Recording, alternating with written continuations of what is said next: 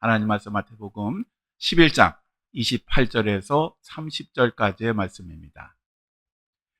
수고하고 무거운 짐진 자들아 다 내게로 오라. 내가 너희를 쉬게 하리라.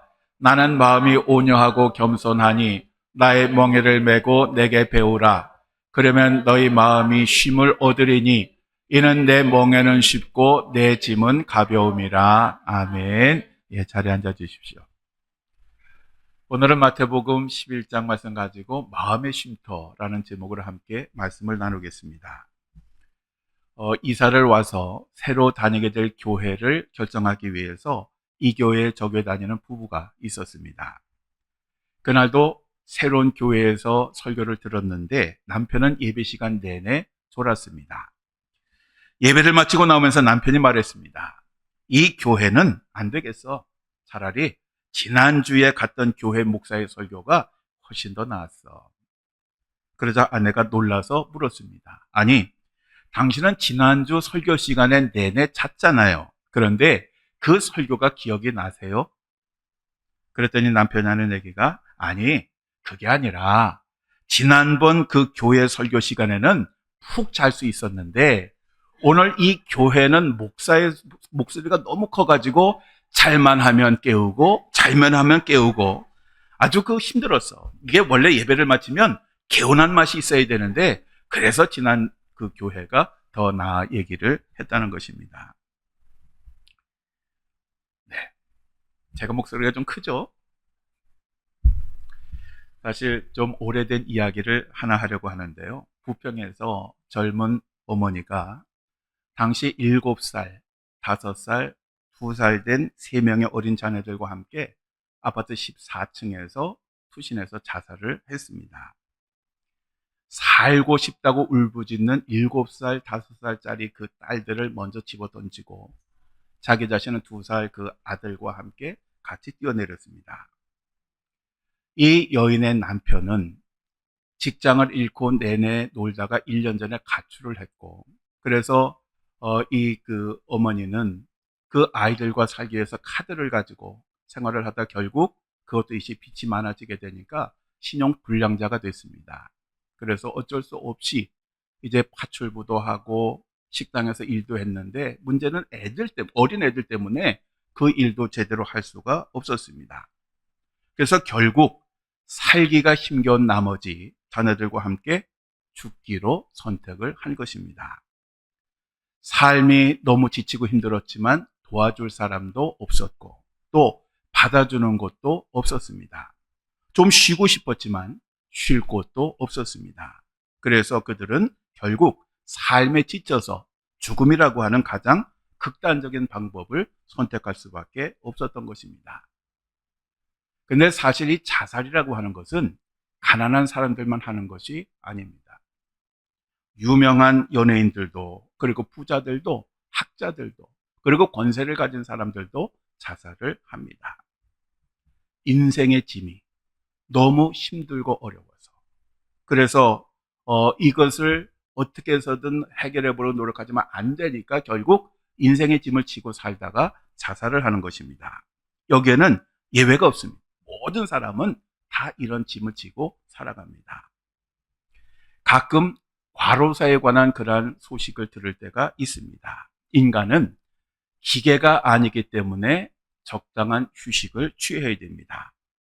우리가 어떤 일을 했으면 반드시 휴식을 해야 됩니다. 그래서 그 휴식을 통해서 고갈된 에너지를 보충을 해야 됩니다. 휴식 없이 일하는 것을 자랑하는 사람은 정말 미련하고 어리석은 사람이고 자기 자신을 학대하는 그런 사람입니다. 또 스스로 죽음을 자처하는 그런 사람이기도 합니다.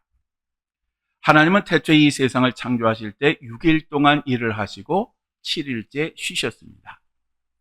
하나님이 피곤하고 지치셔서 하루를 쉬셨느냐? 아닙니다.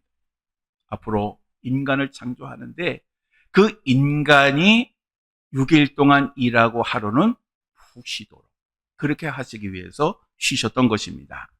그런데 여기서 이 쉰다라고 하는 개념이 육신의 쉼만을 의미하는 것은 아닙니다. 마음도 쉬어야 하고 우리들의 영혼도 반드시 쉬어야 합니다. 그래서 우리가 하나님의 거룩한 전에서 하나님의 은혜를 받고 또 하나님의 그 복으로 인해서 우리들의 영혼과 마음이 참된 쉼을 얻어야 이것이 참된 쉼입니다. 그런데 사람들은 이 주일이라고 하는 것을 육신이 쉬는 날로만 생각을 합니다. 그러다 보니 그 마음과 영혼이 쉬지를 못하니까 인생의 짐이 계속해서 쌓이게 되고 그리고 이것이 병으로 나타나게 되는 것입니다. 우리가 아무리 좋은 장소에서 좋은 휴식의 시간을 갖는다 할지라도 우리들의 마음과 영혼의 걱정과 근심이 쌓여 있으면 결국 우리들은 고단한 삶을 살게 되는 것입니다. 우리 사람에게는 회귀 본능이 있습니다. 그래서 우리가 아무리 좋은 곳을 여행을 한다 할지라도 늘 마지막 종착지는 우리 가정이 되는 것입니다. 이 세상은 우리가 나그네로 살아갑니다. 누구든지 이 세상에 영원할 사람 하나도 없습니다. 결국 우리들은 이 세상을 스쳐가는 여행객입니다. 그런데 이 세상에서 인생을 살다 보면 피곤하고 고단하고 어려워집니다. 그래서 우리들은 시간이 지나면서 지칠 수밖에 없는 것입니다. 그래서 우리들은 여름에 휴식처를 찾는 것처럼 우리들의 영혼도 안식처를 찾습니다. 정말 쉴 수 있는 곳, 평안을 누릴 수 있는 곳, 그런 것을 찾지만 찾지를 못하는 것입니다. 사실 이 세상의 쉼이 우리들에게 기쁨을 주는 것 사실입니다. 즐거움 주는 것 사실입니다. 일시적인 쉼을 주는 것도 사실입니다. 그래서 우리가 휴가를 갑니다. 그리고 가야 합니다. 이 무더운 여름에 쉬는 거 정말 중요합니다. 문제는 뭐냐 하면 이 세상에서의 쉼이라고 하는 것은 잠깐이라는 겁니다. 휴가 마치고 돌아오면 되게 피곤합니다. 또다시 피곤함의 인생을 살아가야 되는 것입니다. 우리가 뭔가 이 모든 무거운 인생의 짐을 내려놓고 싶은데 정말 내려놓을 곳이 없습니다. 요한복음 3장에 보면 백성의 정복자라고 하는 의미의 이름을 가진 니고데모가 나옵니다. 이 니고데모는 되게 부자였습니다. 그리고 율법에 정통한 바리새인이었습니다. 그러니까 종교적으로도 굉장히 열심인 그런 사람이었습니다. 그리고 우리나라 국회에 해당이 되는 산헤드린 공회의 의원이었습니다. 그러니까 겉으로 보면 인간이 갖기를 원하는 모든 조건을 다 가진, 명예와 권세와 부를 다 가진 그런 사람이었습니다. 정말 행복밖에 남지 않은 그러한 사람, 바로 이 사람이 니고데모였습니다. 그런데 이 니고데모에게는 누구에게도 이야기할 수 없는 마음의 공허함이 있었습니다. 그런데 이 사회적 지위가 있다 보니까 누구에게 이 고민을 털어놓을 수도 없었습니다. 그래서 고민을 하다가 모든 사람이 잠든 새벽에 꼭 도둑같이 예수님을 찾아옵니다. 예수님은 이 니고데모의 그 겉모습, 그가 가진 조건을 본 것이 아니라 그가 가진 그 마음의 공허함, 그 인생의 짐을 지고 있는 그 지친 모습을 보셨습니다. 그래서 예수님은 그에게 거듭남의 비밀을 가르쳐 주셨습니다. 이 거듭남의 비밀을 듣고 나니까 이 니고데모의 그 마음이 얼마나 기쁨 넘쳤는지 모르겠어요. 자기의 그 고민하던 그 문제, 그 인생의 짐을 예수님께서 덜어주신 것입니다. 그래서 이것이 얼마나 감사했는지, 얼마 후에 예수님께서 산헤드린 공회에서 재판을 받으실 때에 자기 목숨을 걸고 예수님을 변호를 했습니다. 그리고 예수님께서 십자가에 달려 돌아가셨을 때에 다른 사람들 치성은 아랑곳하지 아니하고 아리마대 요셉하고 예수님의 시신을 저렇게 마무리하기도 하였습니다. 그러면 질문이 하나 나오죠. 왜 인간은 이 세상을 사는 동안 이렇게 힘들게, 이렇게 고통스럽게 살아야 될까요? 처음 하나님께서 인간을 만드실 때에 인간을 이렇게 인생의 허덕이다 죽도록 그렇게 창조를 하셨을까요? 아닙니다. 원래 하나님께서 처음 인간을 창조하셨을 때는 에덴 동산에서 전혀 부족한 것 하나 없이 영원히 살 수 있는 그러한 존재로 창조하셨습니다. 그런데 이러한 인간이 죄를 지음으로써 이러한 복을 걷어 찬 것입니다. 예레미야 2장 13절에 이렇게 말씀합니다. 내 백성이 두 가지 악을 행하였나니 곧 그들이 생수의 근원되는 나를 버린 것과 스스로 웅덩이를 판 것인데 그것은 그 물을 가두지 못할 터진 웅덩이들이니라. 아멘. 즉 인간이 범한 아주 치명적인 죄가 두 가지였습니다. 하나는 생명의 근원이신 하나님을 버린 것입니다. 또 다른 하나는 물이 전혀 고이지 않는 웅덩이를 파서 하나님을 대신한 것입니다. 이 두 가지 말은 사실은 한 가지입니다. 즉 인간이 그들을 창조하시고 그들의 생명의 근원이신 하나님을 버리고 헛된 것을, 즉 우상을 자신들의 생명으로 삼아 그 생명의 모든 것을 의탁을 했다는 것입니다. 팔레스틴 지역에서는 물이 부족하기 때문에 두 가지 방법으로 물을 먹습니다. 하나는 저수지를 만드는 거예요. 그리고 또 하나는 웅덩이를 깊이 팝니다.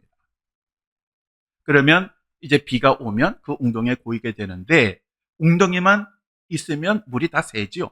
그래서 거기다 석회를 바릅니다. 석회를 발라서 물이 새지 않도록 하는데 문제는 처음에는 괜찮습니다. 근데 시간이 지나면 석회 균열이 생기기 시작하고 갇혀있던 물이 다 사라지게 됩니다. 자, 이스라엘 백성들이 어떤 행동을 했느냐? 그들을 창조하시고 그들의 생명 주신 그 하나님을 거부를 하고 우상을 만들어서 그 우상을 자신들의 하나님으로 삼았다는 겁니다. 그리고 그 하나님에게 자기들의 인생을 맡겼다라고 하는 것입니다. 그 우상에게서 안식과 평안과 쉼을 구했습니다. 그러니 그 결과가 어떻게 되겠습니까? 석회가 갈라지면서 물이 다 샌 것처럼 그들이 처음에 우상을 숭배할 때는 뭔가 좋은 것 같았는데 결국 남는 것은 허무함 밖에 없게 되었다라고 하는 것입니다. 이스라엘 백성들이 가나안 땅에 들어가 정착하게 될 때에 그들은 나름대로 꿈이 있었습니다. 이 땅은 하나님께서 그들에게 약속하신 젖과 꿀이 흐르는 그런 땅입니다. 이제는 뭐만 남았느냐? 잘 먹고 잘 사는 것만 남았습니다. 그런데 우리가 아는 것처럼 그들의 그 삶은 얼마나 피곤하고 고단하고 걱정과 근심이 많은 삶이었는지 모릅니다. 특별히 사사시대에는 주변 국가에서 수시로 침범을 해서 그들을 죽이고 그들을 학대하고 그들의 물건을 약탈해 갔습니다. 특별히 제일 약 올릴 때가 언제냐 하면 추수 때입니다. 1년 동안 열심히 추수해서 이제 드디어 결실을 할 때가 되면 기다렸다는 듯이 주변 국가들이 치고 들어와서 그것을 빼앗아갔습니다. 그러니까 일제시대에 우리가 얼마나 고통을 당했습니까? 그러니까 그걸 가지고 1년을 살아야 되는데 그걸 빼앗기니 얼마나 고달팠겠습니까? 당시 상황에 대해서 사사기 6장 3절에서 6절에 보면 이렇게 말씀합니다. 우리 함께 읽습니다. 이스라엘 사람이 씨를 심어 놓으면 미디안 사람과 아말렉 사람과 동방 사람들이 쳐들어와 그 땅에 진을 치고 가사 지방까지 모든 농작물을 해치며 양과 소와 나귀를 모조리 약탈해 갔다. 그들은 가축과 천막을 가지고 메뚜기 떼처럼 몰려왔는데 사람과 낙타가 너무 많아 셀 수 없을 정도였다. 그들이 와서 그 땅을 폐허로 만들었으나 이스라엘 백성들은 그들을 대항할 힘이 없었다. 여러분 이상하지 않나요?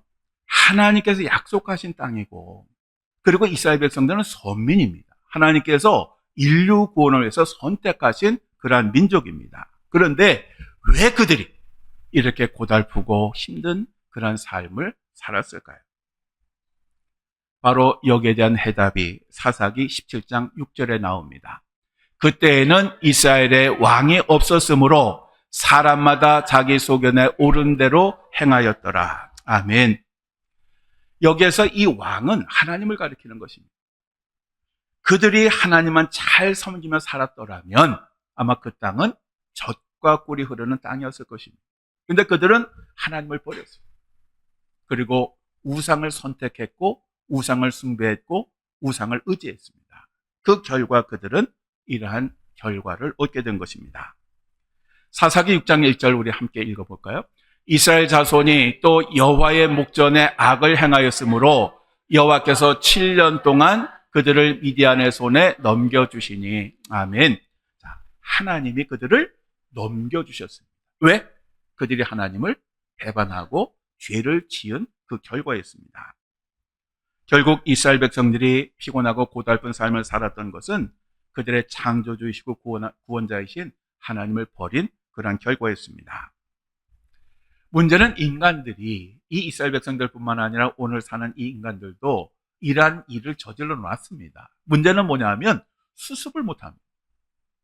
내가 일을 저지르고 수습하면 뭐가 문제가 되겠습니까? 그런데 일은 저질렀는데 그 다음에 수습할 방법을 모릅니다. 하나님께서 이러한 인간들을 불쌍히 여겨주셨어요. 그래서 그 하나님이 육신을 입고 이 세상에 오셨습니다. 그리고 그분이 인간들을 초청을 하십니다. 우리 예수님은 인생의 짐을 지고 힘겹게 살아가는 우리들을 오라고 하십니다. 누구든지 신분에 상관없이 나이에 상관없이 조건에 상관없이 다 오라고 부르십니다.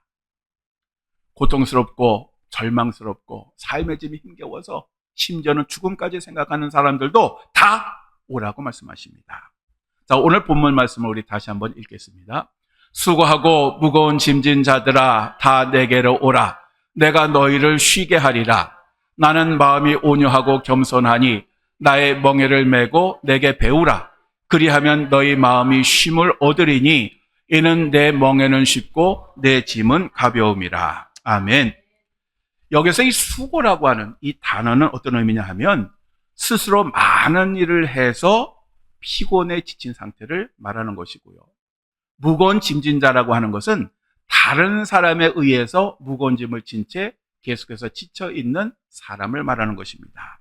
즉 예수님은 자기 스스로 지쳤든지 아니면 자기 아닌 다른 사람이나 환경에 의해서 지쳤든지 지친 사람 모두가 다 내게로 오라고 부르신 것입니다. 그리고 예수님의 이 음성을 듣고 예수님께 오는 사람들에게 쉼을 주시겠다라고 말씀하셨습니다. 여기서 이 쉰다라고 하는 말은 안식을 의미하는 것입니다. 창세기 2장 2절에 이렇게 말씀합니다. 하나님이 그가 하시던 일을 일곱째 날에 마치시니 그가 하시던 모든 일을 그치고 일곱째 날에 안식하시니라. 아멘.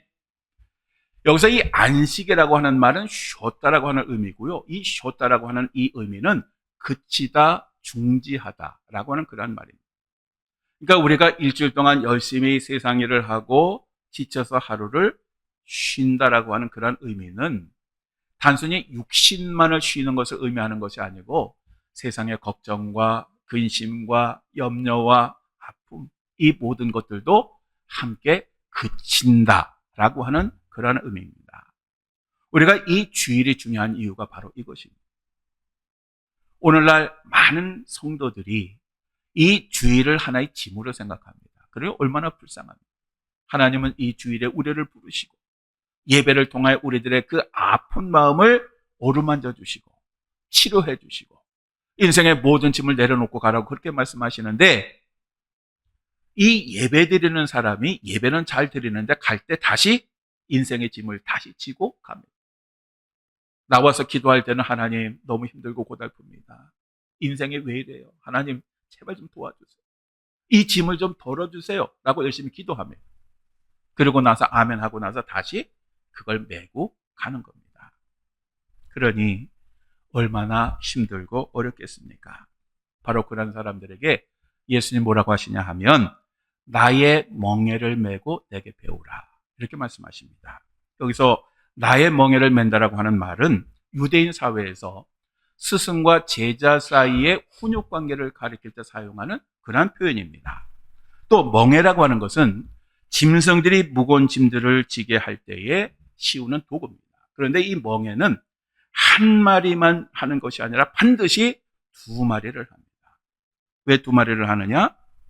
두 마리를 하면 한 마리가 하는 것보다 훨씬 쉽기 때문에 그렇습니다. 그러니까 예수님께서 지금 우리들에게 오셔서 멍에를 함께 매자라고 말씀하시는 것은 너희가 인생에 지치고 힘든데 와, 그러면 내가 함께 져줄게 라고 하는 그런 의미입니다. 그래서 우리들은 이 예수님과 멍에를 함께 매야 됩니다. 그리고 배워야 됩니다. 뭘 배워야 되느냐? 바로 진리를 배워야 됩니다. 그래서 요한복음 8장 32절에 이렇게 말씀합니다. 진리를 알지니 진리가 너희를 자유롭게 하리라. 여러분들이 이 말씀을 어떻게 이해하십니까? 진리가 우리를 자유롭게 해요? 그럼 알면 모든 문제가 해결이 되나요? 내 마음의 걱정과 근심이 사라지나요?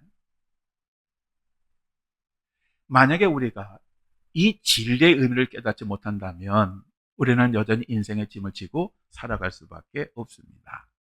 이 진리가 뭐냐? 이 진리는 예수 그리스도의 십자가 죽음으로 말미암아 주어지는 참된 자유, 죄사함, 이 비밀을 의미하는 것입니다. 우리가 이것을 깨달으면 참된 쉼을 얻을 수가 있습니다. 하나님께서 내 모든 인생의 짐, 모든 죄를 깨끗하게 씻어주신다라고 하면서 이것을 깨달으면 내 마음이 새로워집니다. 달라집니다. 내가 교회 올 때는 정말 힘들고 걱정스럽고 근심스럽고 도대체 어떻게 해야 될지, 내가 포기해야 될지 그런 마음으로 왔을지라도 전능하신 하나님이 나를 사랑하시고 나를 기억하시고 나에게 이런 은혜를 베풀어 주셔서 나를 자유케 해주셨다는 것을 깨달으면 이제는 세상의 걱정과 근심이 더 이상 내게는 문제가 되지 않습니다. 나의 건강 문제가 되지 않습니다. 이 진리를 알지 못하는 사람은 인생의 짐을 지고 살아갑니다. 그러나 이 진리를 알면 우리는 우리의 환경 속에서도 자유하게 됩니다. 그래서 우리가 본문 29절에 보면 어드린이라고 하는 그 말이 나오는데, 이 어드린이라고 하는 말은 찾다, 발견하다라고 하는 그런 의미입니다. 즉 우리들은 참된 안식을 어떻게 생각하냐 하면 뭔가 내가 많은 것을 가져야 그 문제를 해결할 수가 있고, 그리고 내가 열심히 애를 쓰고 수고해야 얻는 것으로 생각을 합니다. 그렇지만 참된 안식이란 뭐냐? 바로 예수 그리스도 안에 있는 것을 발견하는 것입니다. 그러니까 누구나 다 이 은혜를 누릴 수가 있습니다. 만약에 뭔가 행함으로 뭔가 얻음으로 우리가 참된 안식을 얻을 수 있다면 우리 가운데 이러한 안식을 얻을 사람이 얼마나 되겠습니까? 사실 우리가 나름대로 열심히 산다고 하지만 우리보다 부자들 얼마나 많이 있습니다. 돈 때문에 걱정 의심 안 하는 사람들 얼마나 많습니다. 그렇지만 그들은 여전히 인생의 짐을 지고 허덕이며 살아갑니다. 겉으로는 잘 살죠.